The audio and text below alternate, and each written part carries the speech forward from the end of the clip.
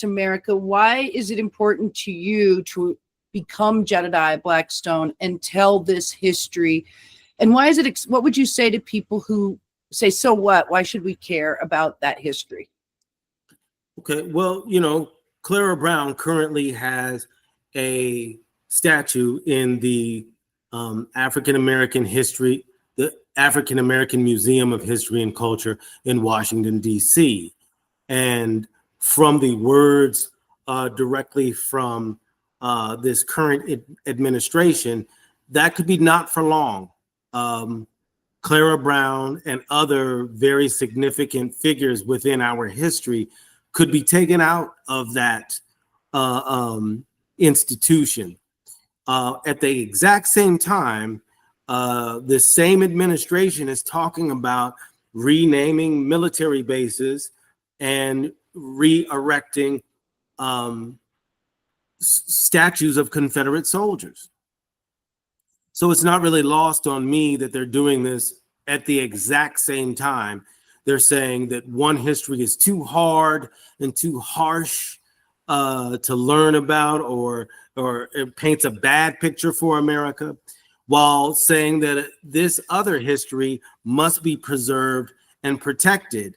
Well, I personally think that Clara Brown's story is a far more a better story to tell about America than the one about insurrectionists who took up arms and tried to secede from the United States.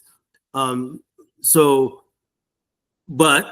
that is the opinion of this current administration. So we are at war for information. There's a war on our minds, for our minds, for what we believe. And historical markers, monuments, street names, and all of these things shape our national narrative. And that national narrative then shapes our identity. And if you can erase one side of history while elevating and celebrating another side of history, then you make generations to come indifferent about the suffering and the condition of the communities whom have no history. So we as artists have to take up the mantle when we're being censored in the classroom and erased in the museums.